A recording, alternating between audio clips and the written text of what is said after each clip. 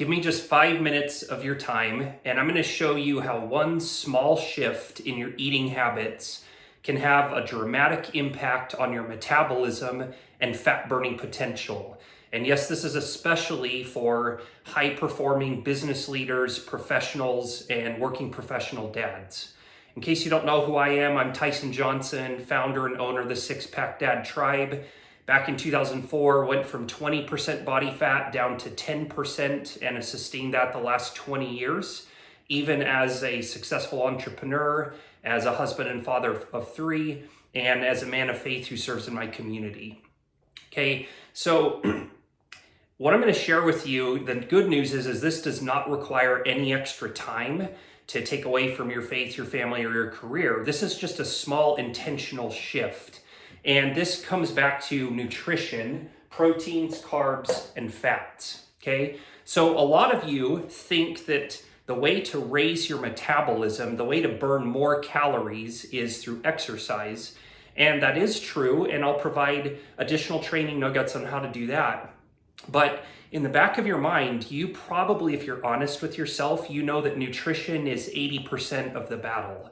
And this is where a lot of you are struggling, okay? So did you know that with nutrition changes, you can also have a huge impact on your metabolism? Okay, and so this goes back to a scientific principle that's called the thermic effect of food. And in layman's terms, what it says is that proteins, carbohydrates, and fats each affect our metabolism differently. So not all calories are created equal. Protein, what the science says is that protein requires anywhere from 25 to up to 35% of those calories are used in the digestive process, just to break it down and process it into amino acids for use by the body, okay? It requires a lot of work. Carbohydrates are more like around anywhere from 10 to 15%. Okay, so it does not require as much energy for your body to break down and use carbohydrates. Fats only require 0 to 5% of the calories to be used in the digestive process. So what do you do with this knowledge? Well, if protein requires more energy to break down, then it would make sense that people who are consuming more protein are burning more calories. And most of you aren't really aware of this. In past videos, this is a part of a 6-step for 6-pack abs. It's a part of my process if you've been following that. And in the past videos, I've shared how protein is more filling and satisfying, and it does help keep blood sugar more stable. And a third benefit is it can essentially help you raise your metabolism by burning more calories. So what do you do with this knowledge, this information? Well, as a starting simple point is you're already spending time eating, okay? It's most likely carbohydrate dense, calorie dense foods that probably have a lot of fat in them, okay? So you're probably right here a lot and you're right here a lot, and that's not serving you. And if we're in our 40s, 50s, 60s, we can no longer out-exercise bad nutrition, okay? So the next meal that you eat today, focus here. And I might add a word, lean. Lean protein. There's a big difference between protein and lean protein, okay?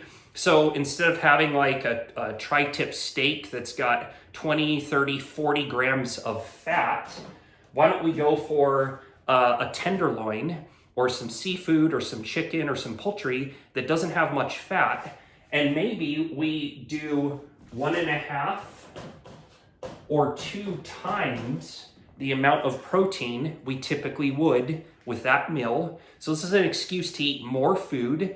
Why? Because it's going to help you burn more calories, and it's going to promote satiety. It's going to keep you full. It's going to keep you satisfied so you don't feel hungry as you get the fat off, okay? That doesn't mean we can't have any carbohydrates. It doesn't mean we can't have any fats. It just means our time and our attention, if we're already going to be eating, just eat more protein. Try to focus on every meal at minimum a nice fist size serving of protein. And if you're still hungry, give yourself another half fist or another fist. And it could be almost anything you want as long as it's lean protein.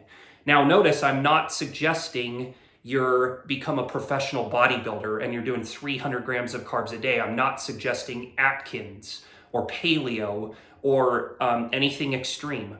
All I'm saying is you're already spending time eating. Just be a little bit more intentional at each meal and include protein. Now, in a past video, we did explain a long list of proteins that comes from Precision Nutrition. Go ahead and find that video. But the action item today is focus on proteins to raise your metabolism. Again, this is part of the six-step process for six-pack abs. It's the exact process that I followed for 20 years. And now over 240 high-performing leaders and business professional dads have followed this program with a 96% success rate. I hope that this is helpful for you and go out and win just for today. By the way, this is one of the hardest things to figure out in the program is getting insufficient protein. So be kind to yourself.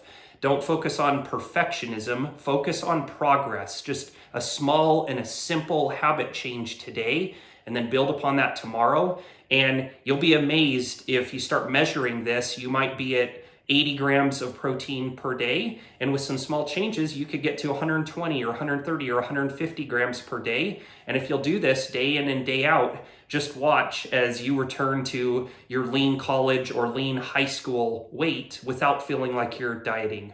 All right, signing off for now. Best of luck.